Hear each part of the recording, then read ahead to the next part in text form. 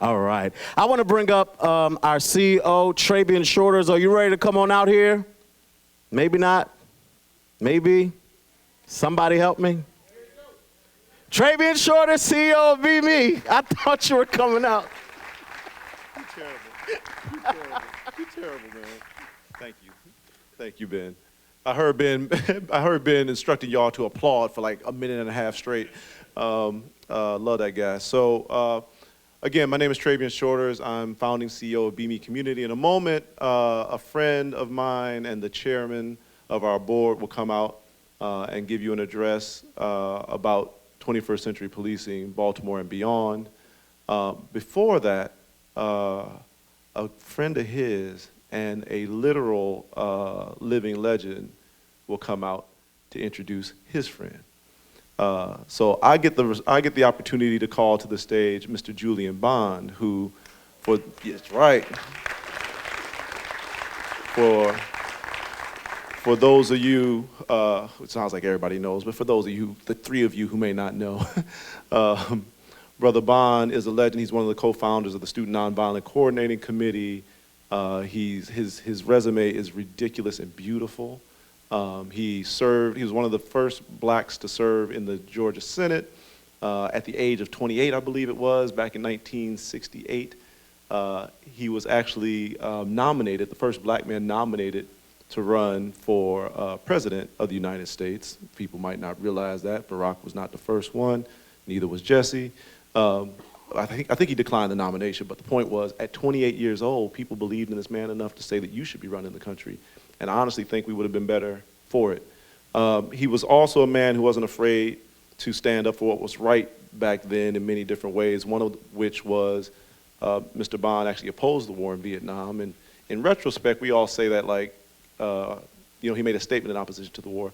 In retrospect, we all say, well, yeah, of course, it wasn't a good war. But back then, it would be like one of us saying, you don't have to chase Al Qaeda right now, right? It's just not done. It's not what was popular. It's not what was cool. But the man always stood on the side of right. So it's my pleasure to bring to the stage a man who has blessed us and graced us, our elder. Please give a round of applause for Julian Bond.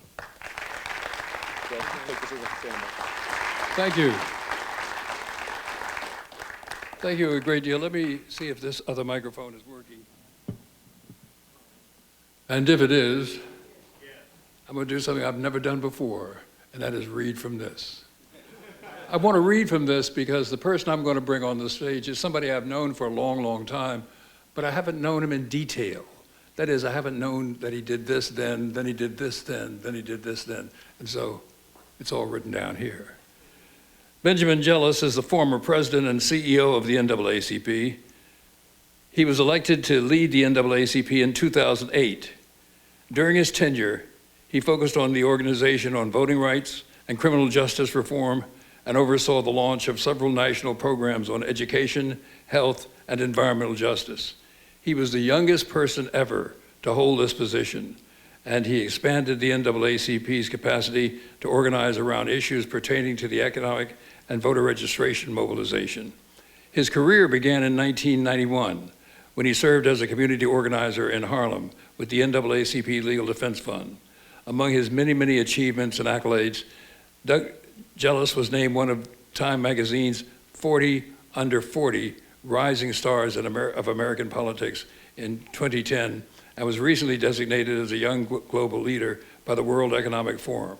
He's a graduate of Columbia University, Oxford University, and a Rhodes Scholar. He also served the president of the Rosenberg Foundation and was a founding director of Amnesty International's Human Rights Foundation. It is my great pleasure to have known him for longer than this brief introduction suggests, to work with him and to find out that he was a person of enormous capability and enormous ability to do things when they needed to be done and make sure they were done right and done correctly. It is a great, great pleasure for me and a great, great honor for me to introduce a friend of many years standing, although I'm much older. Don't repeat that. Benjamin Jealous. Big hand.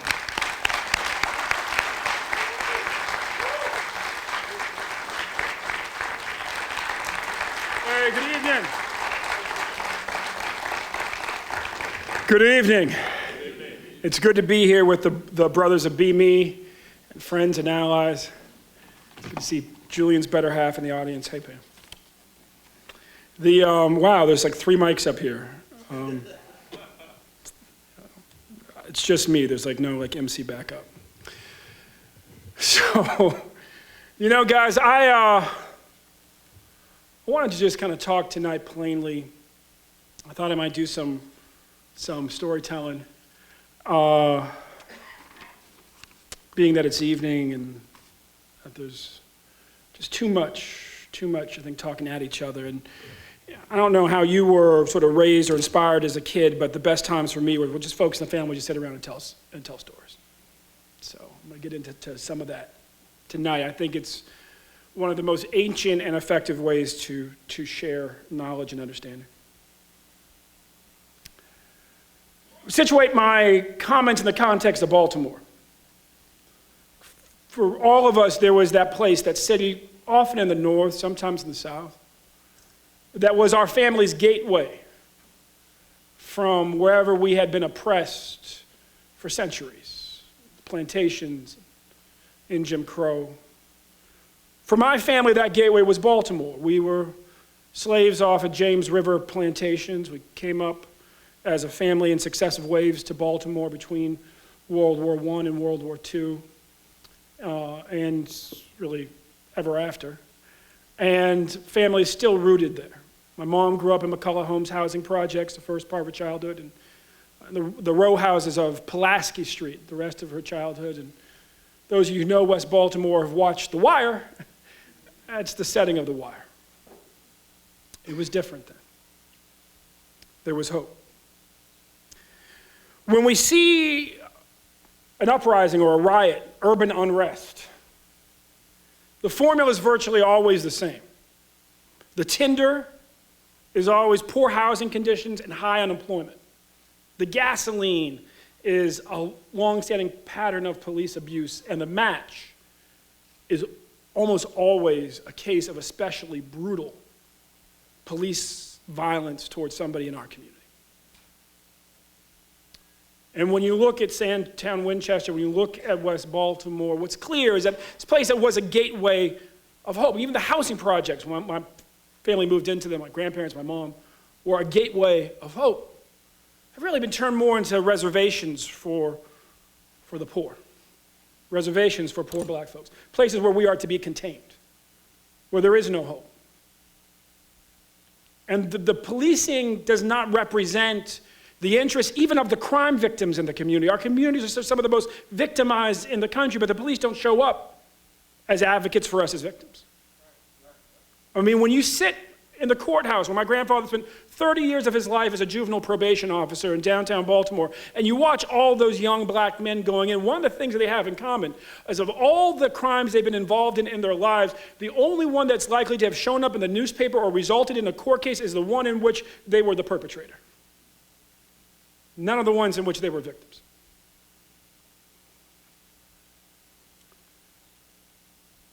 But the gasoline, as I said, is a pattern of police abuse.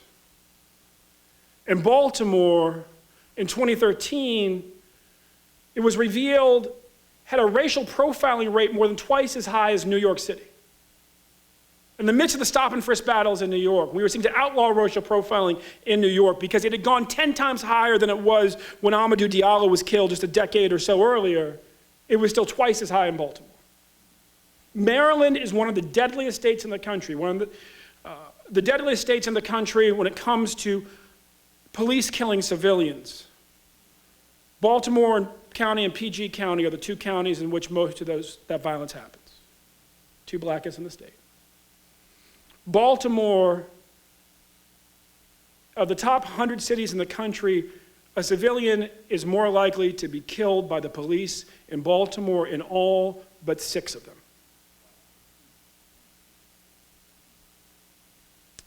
Now, it's easier, this is where the storytelling starts. It's easier sometimes to understand why racial profiling doesn't work, why it is so outrageous, if you actually take it out of the familiar. And so in this case, I want to step out of sort of the context of the war on drugs, if you will, and into the context of the war on terror. which, like the war on drugs, has roots that are deep, and we have dealt with it periodically throughout our country's history. Do me a favor, raise your hand if you remember the DC sniper case. All right. Keep your hand up if you were here. If you were here. All right, there's a few of us who are here. So the ones who are here would recall how we had to we instructed to bob and weave as we pumped our gas. And you knew everybody's personal song, right? Because this wasn't like now when there was music playing at the gas station. It was just everybody was bobbing and weaving to a different beat while pumping gas. If you weren't so afraid for your life, it was actually rather entertaining. But we were doing it for a reason, which was that people were being shot and killed every rush hour, every evening, every morning, every rush hour, at the gas stations. We were also told if you were walking into a Home Depot or a Michael's, or any big box store, to zigzag while you walk. Because people were being killed at the Home Depot and the Michael's. We can laugh about it now, but it was terrifying. And I was, in the midst of this, I was like everybody else. I was getting frustrated, and then I was somewhat relieved when a profile went up, because we kept saying, who is this? Who's doing this? And they kept saying, we don't know.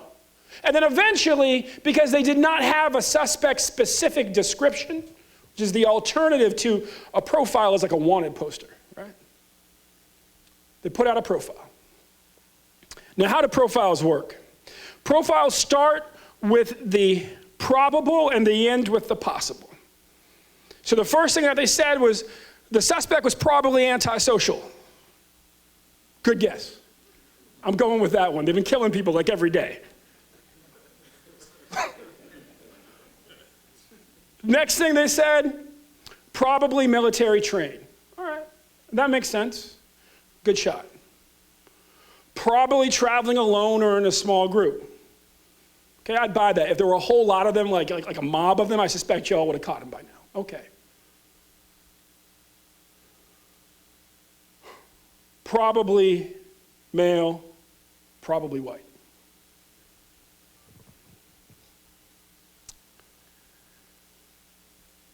Coming to work one day, a friend of mine, IT guy at Amnesty International, where I happen to be tracking all this because I'm working on a report on racial profiling, says, Ben had the craziest experience. He's coming at 10 a.m. He usually shows up at 8 a.m. He drives up every Monday morning from Roanoke. He would get on the road at 2 o'clock in the morning, beat all of us in.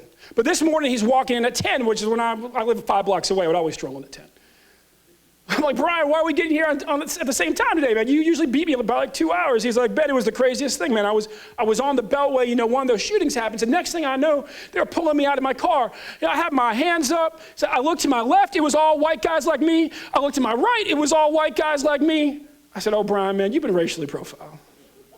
Why don't we have a beer at lunch? I'll tell you all about it.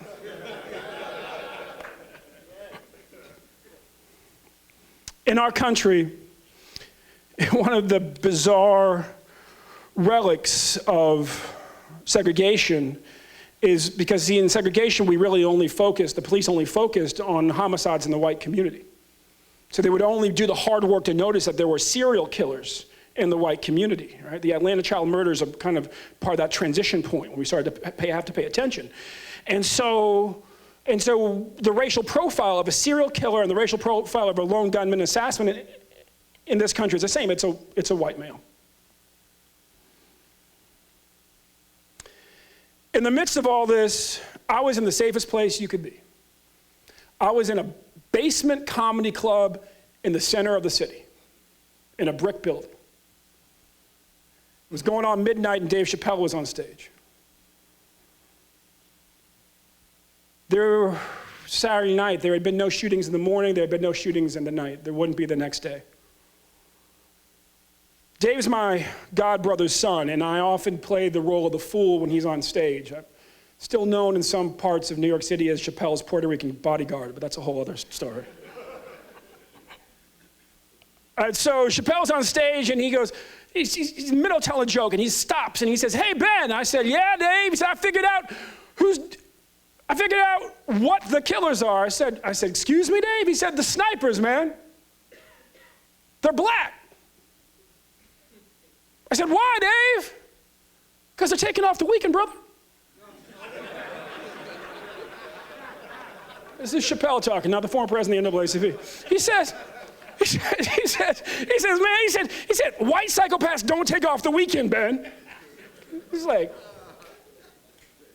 Jack the Ripper, Boston Strangler, this is when they do some of their best work. He said, but a brother, he might take off the weekend.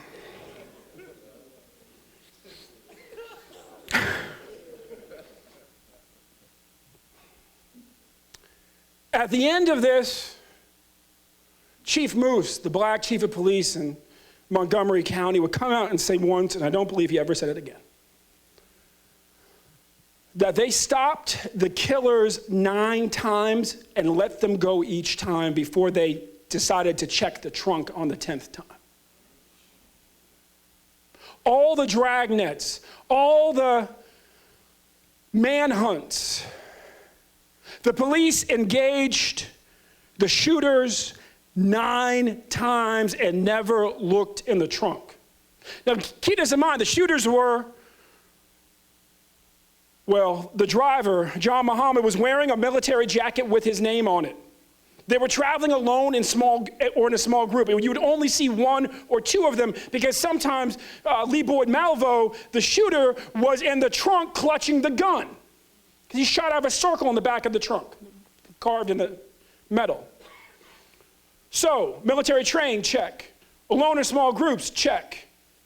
Antisocial, they only took showers once a week. The police will tell you one of the signs in law enforcement somebody might be, might be antisocial or psychotic, is that they smell bad, because personal hygiene is one of the first things to go.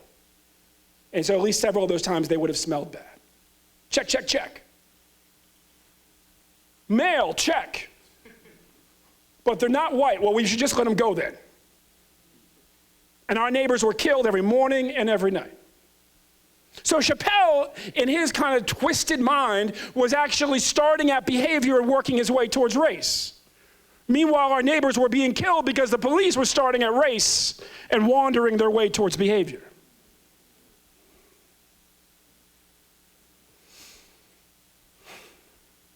And so you sit there, right, as I was working at your desk, trying to figure out how we get our country focused. We took this crazy kind of reverse course. President George W. Bush said he would be the one to end racial profiling. He campaigned against driving while black. And then 9/11 happens, and he turned right around, right? So we're trying to figure out how to turn it back around. And we're going through it, and we say, well, maybe this is just it. Maybe this is our fate. Maybe in our country, we're just hardwired to believe that people are more violent because of their race and their gender. And then you remember Squeaky Fromm. Does anybody remember who Squeaky Fromm was? All right. Who was Squeaky Fromm? What did she do? President Ford. Yes, she took a shot at President Ford. Now, why is that important? You see, because for like almost 200 years, the Secret Service had said, don't bother checking the purses. The shooters are always men. Squeaky Fromm had a pistol in her purse.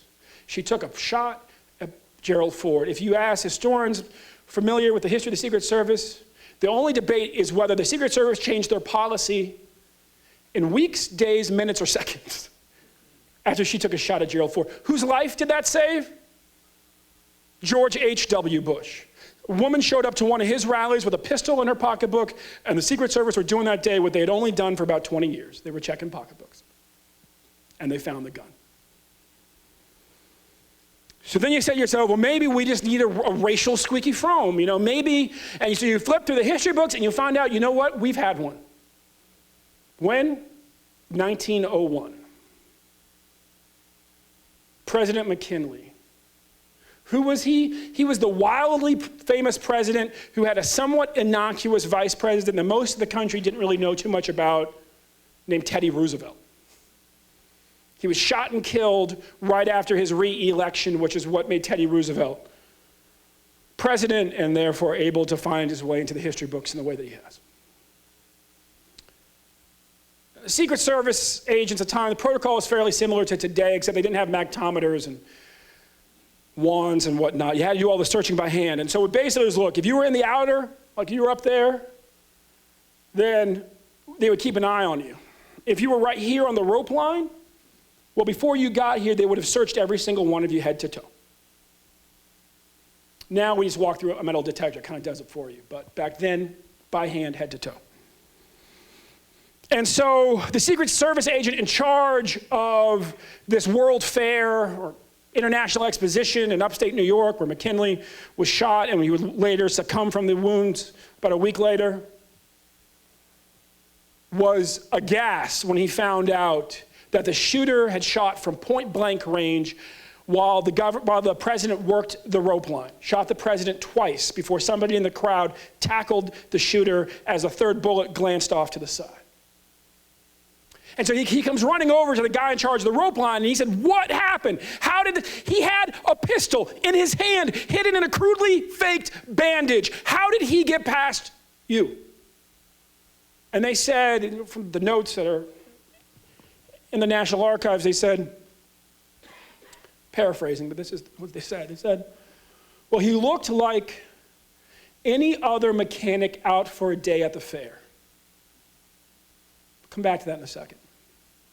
The shooter was blonde, blue-eyed. I'm getting ahead of myself, about 5'8". I'll get back to that. Look at any other mechanic out for the day at the fair, and he had a bad arm, and we didn't want to hurt his arm, boss. So, we touched the bandage, but we didn't really squeeze it, and so we couldn't figure out that there was a gun in it. He said, but we're pretty sure that he had a decoy. Because right behind him was a tall, swarthy man with exotic facial hair. Why was that last bit so important? You see, the racial or ethnic profile of a presidential assassin at the turn of the last century was based on Eastern European anarchists who had killed Russia's premier at the end of the 19th century and had said, leaders of the West, be forewarned, you are next. Now again, turns out Eastern Europeans come in a bunch of shades and sizes and colors. The actual shooter, the blonde, blue-eyed guy, his name was Leon Cholga. She was an Eastern European anarchist. The one who they thought looked like a mechanic just out for the day of the fair. But again, they didn't have suspect-specific descriptions. They didn't have wanted posters for all of the Eastern European anarchists who might say want to kill the president of the United States. They just had a profile. And the profile said that they would be tall, they would be swarthy, and they would have exotic facial hair. And so the Secret Service agent in charge says, by all means, fan out. Find the tall guy with the dark skin and the facial hair. And they come back. He said, we got good news, we got bad news. I said, well, what's the good news? The good news is that we found the alleged decoy, the tall, swarthy man with exotic facial hair. Well, then what's the bad news? That's Constable Big Jim Parker, the light-skinned black, retired Georgia constable who tackled the shooter before our boys could get there. Oops. He's the guy that you guys searched over and over while the shooter was allowed to pass right in front of you. And you know, folks, it's not like America didn't know at the time the name of Big Jim Parker because the president lived for a week and newspapers were like CNN is now. They would tell you the same story over and over if you kept reading it.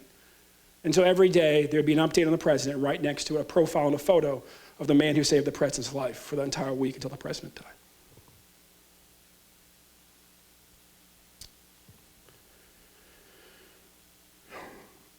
In the midst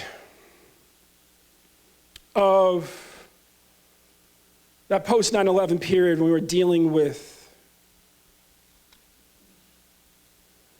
the DC snipers,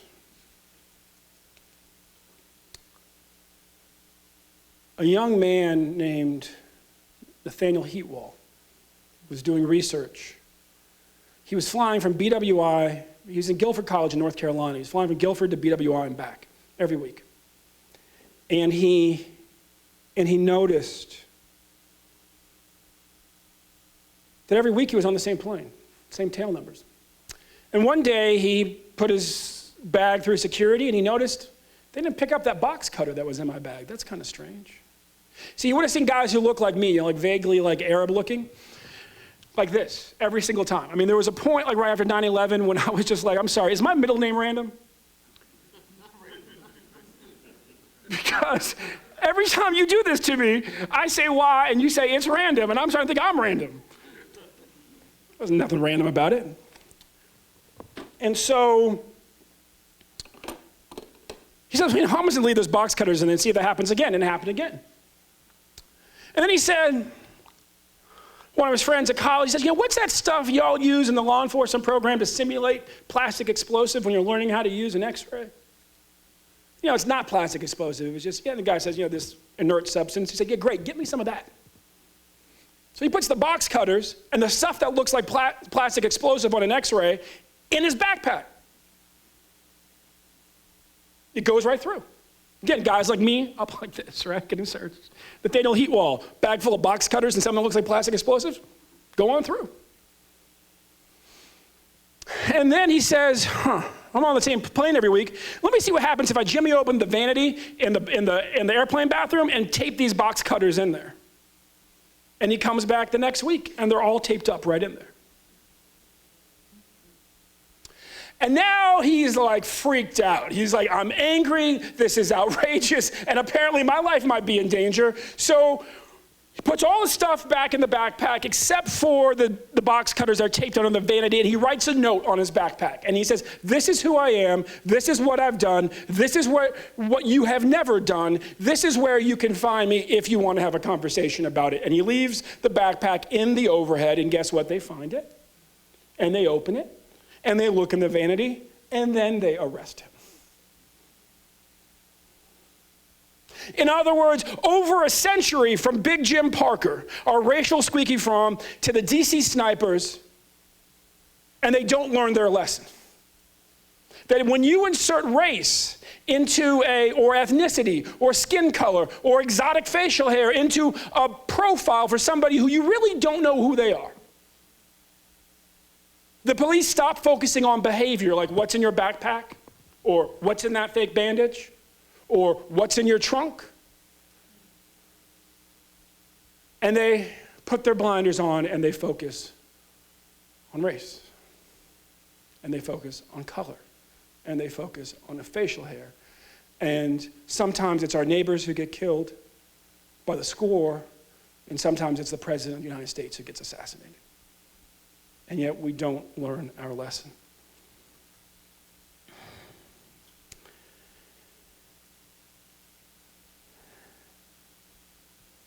So then you have to start asking yourself, what can we do about it, right? How do we deal with this? And you start coming up against some sort of hard realities in our country, that we really do, all of us, in some ways tolerate this because we're stuck ourselves. I was on stage with Jack Kemp years ago. It was like the 10th anniversary of the LA riots, and Jack was on fire. We were in South Central LA. They had renamed it South LA, trying to make people forget that it was still filled with poverty and a lot of social problems the country needed to confront. And Jack was rather annoyed about the whole renaming thing, and also just the way in which people seemed to be more concerned about image than they were about substance. And so he just went off that day about the predicament of school children in South Central. And his refrain was our kids. He would talk about how they were suffering in classrooms, didn't have books that they needed, had teachers too often who didn't care, and so forth. And he would say, our kids, our kids, our kids, our kids. And there's an older black woman standing next to me. We're waiting in the wings. I'm getting ready to come up and talk after him. And she says, where is he from? I said, ma'am, I know who he is. Where is he from? Well, young man, I know what he did. I said, well, tell me where he's from. I said, well, ma'am, I don't think he's from South Central, if that's your point. Well, then whose kids are you talking about? Got real quiet, and I said, ma'am, I think his point is that we are all Americans and they are all American children, therefore they are all our children, and we should all be concerned about what's happening or not happening right here in South Central. And she just looked at me and said, Her life, and nothing in her life had affirmed that would ever happen. I mean, think about it for a second, right? Think about if you try to spend a week, a month, or the rest of your life not putting all those adjectives in front of kid. The poor black kid, that uppity white kid. It's hard to do in this country. I showed up in Korea once, trained criminologist, walking with a Korean criminologist, and he was giving me a tour, and I just said, wow, everybody has the same hair color, same skin color, they're roughly within like 6 inches of each other. How do you guys find criminals here? He said, we have a national fingerprint registry. What do you do? There are other ways.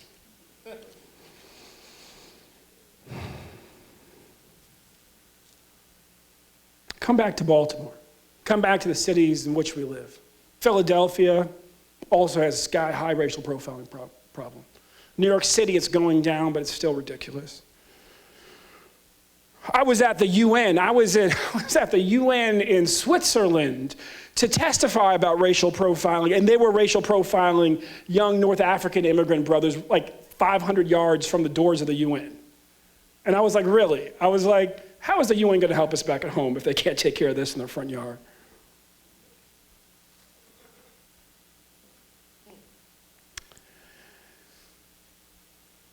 So what do we do? Well, the first thing is we need to look at some of our successes, right?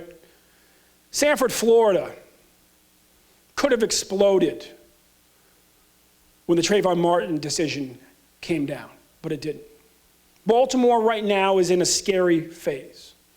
These are the 6 to 9 months, in our experience, too often before the police officers are most frequently acquitted, right?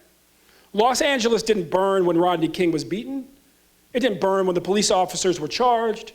It burned when the officers were acquitted. And so this is actually the most important time to be organizing, to be putting pressure, to be demanding reforms. LA burned because there had been no change between when Rodney King was beaten and when the verdict came down. Sanford, with all the tensions, just kept moving. What had happened? They had fired the police chief.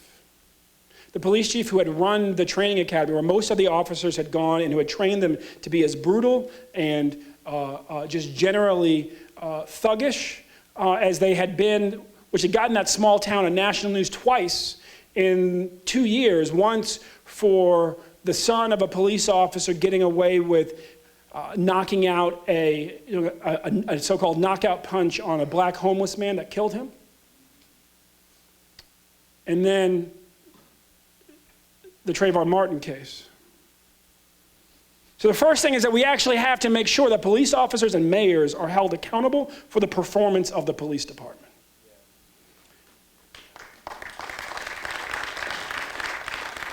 Secondly, we have to do what the new chief did in Sanford, which is to insist that in every neighborhood, the police officers will, at least one day a week, preferably every day of the week, get out of their car, go door to door, and introduce themselves as the customer service representatives for public safety in the community that they are supposed to be.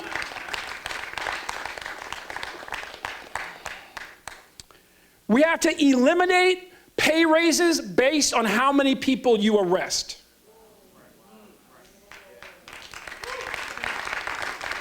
And instead, institute raises for, say, solving homicides, solving rapes. I mean, one of the conundrums of these times that we live in is that literally, and they blip up and down, but generally the trend line on violent crime in America over the last 20 years has been down.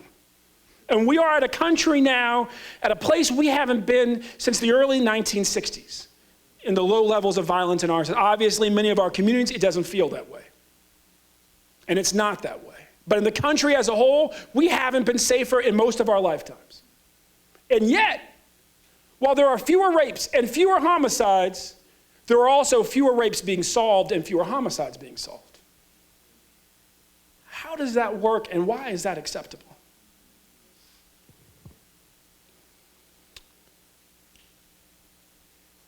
And we have to institute personality tests on the front end.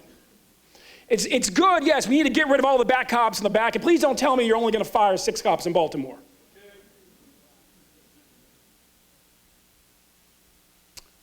But we also need to make sure that we stop hiring. You know, I was talking to the old librarian at my elementary school.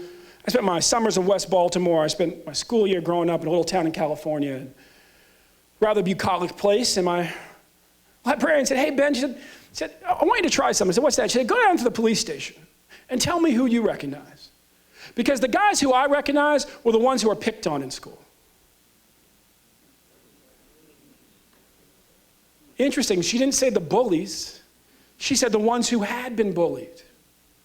If you talk to Professor Goff at UCLA, who studies not racial profiling, not police brutality generally, but police killings of civilians, he will tell you that what he refers to as fragile masculinity is the most deadly characteristic a police officer can have.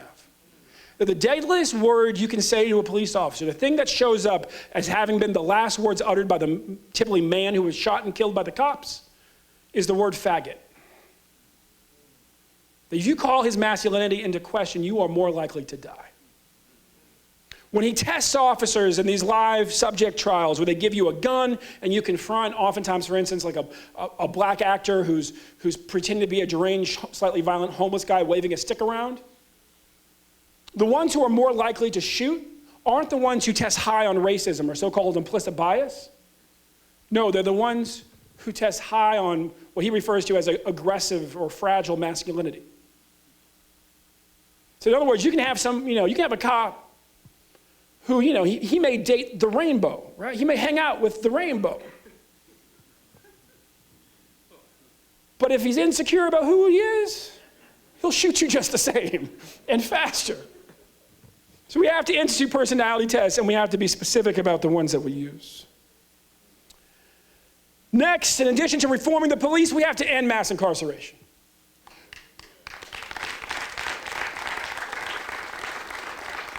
There is a reason why those police officers are getting raises for how many people they arrest.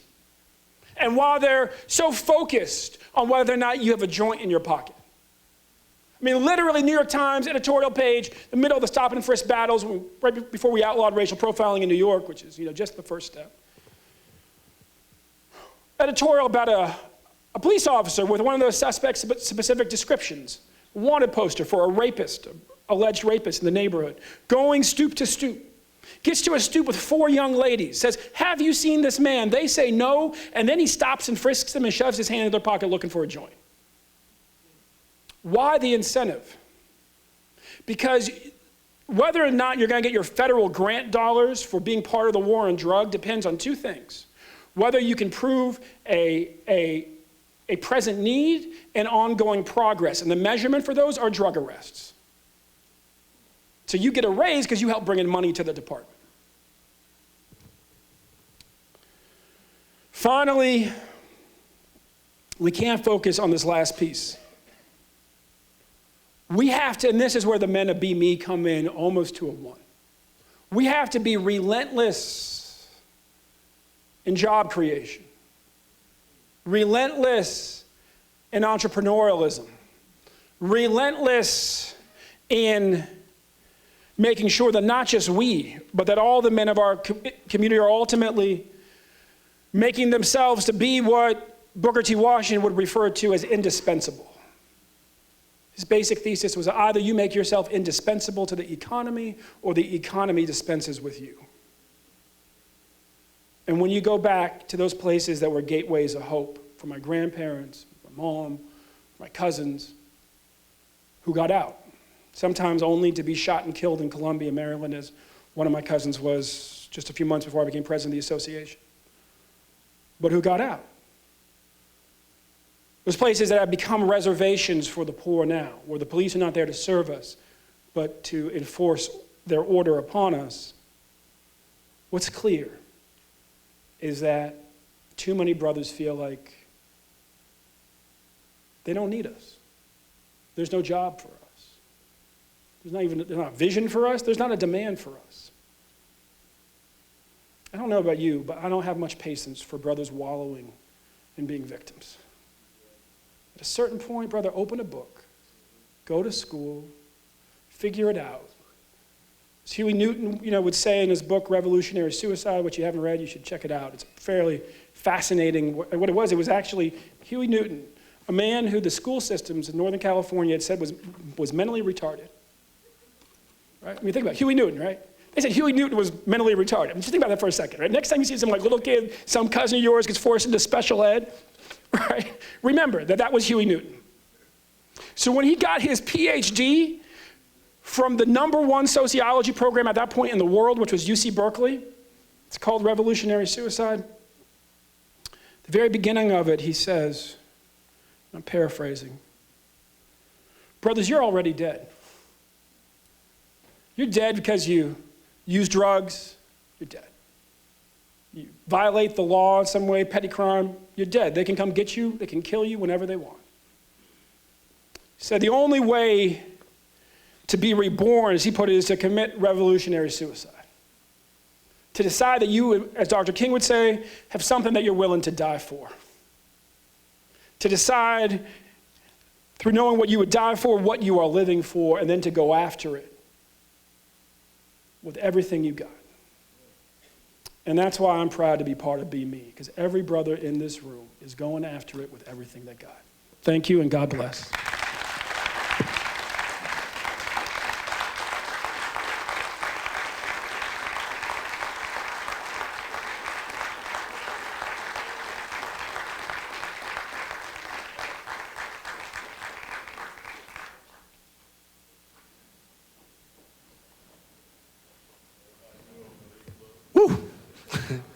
Be who? Be me. All right. My goodness. So it was good to hear from our friend, our brother, the chairman of our board. And I know it's been a long day for the brothers. Schedule-wise, we have about 15, 20 minutes before we actually have to get back on the buses and return. For our guests in the audience, thank you for coming out tonight. We will be here again tomorrow night for a discussion panel with brothers from the book that Ben and I co-edited called Reach, 40 Black Men Speak on Living, Leading, and Succeeding. It is a book about brothers who commit themselves to building better communities. Some of them you've heard of, like John Legend or Al Sharpton, or, wow, okay. And our panelists, of course, are guys who are featured in the book, save for Jeff Johnson and Reverend Tony Lee, who is a local. But please come back out. It is a very candid, it is a very genuine conversation that we have every time we do this. It's a very moving conversation, and we will have a chance for folk in the audience to interact with the folk on stage. So we welcome you to come back, invite your friends. Believe it or not, it gets a little funny and it gets a little deep. It's like a very good movie, only nobody's acting. Last couple things I want to say about Be Me for those of you who do not know us. Be Me is a network of people of all races and genders who care about building stronger communities, but it is inspired by Black men. It is led by Black men in cities across America, including Baltimore, Detroit, Philadelphia, Pittsburgh, and Akron, Ohio. We are working on bringing the network to Washington, D.C., and that's right. Which is part of the reason why our stellar host committee invited us to the city and helped us to put on the events that are taking place. Be Me's mission is actually to build more caring and prosperous communities inspired by Black men. We believe that in order for America to prosper, you must value all members of the human family. You must recognize that Black men are assets and important members of that family, reject narratives that denigrate, and work together to build a more caring and prosperous society. Every man, I'm gonna have them stand up, every man in this row, or in this network, believe those things. And I'm gonna ask the men of Be Me, if you please, would just stand. Every one of these men, before we met them, made a commitment to other people's children, made a commitment to the community that they live in, made a commitment to the country that sometimes doesn't honor its commitment to them. But every one of these men, I won't say they committed revolutionary suicide, but they have a revolutionary love for the people in this community. We work to honor them, and we hope that you'll join us in this work of building our futures together. I think that's my closing words, brothers. The buses will be here in a little bit. You get to hang out and say hello to some friends. Oh, and in the audience, please forgive me, somewhere in this audience, for those of you who don't know, is a guy that I went to college with, and his name is Kazzy Jordan. We've been best friends. We were the guys that by the time I was supposed to graduate, they discovered that I was 2 credits shy of graduating, and they waived those credits because we had been organizing for years. So my boy Kazzy, thank you. Do you have something to say? Okay. Do you have something to say? Give it up for our CEO, Trabian Shoulders. We are here because of his vision, his commitment, his sacrifice, leaving his high tower at the Knight Foundation to make sure this vision comes to pass. Before you go, if all of the panelists from earlier could just come on the stage so that those that are interested in connecting with you can. If you're interested in connecting with them while we have a few moments left, you can come on up and speak to these guys. Thanks so much. Good night, everybody, and we will see you tomorrow.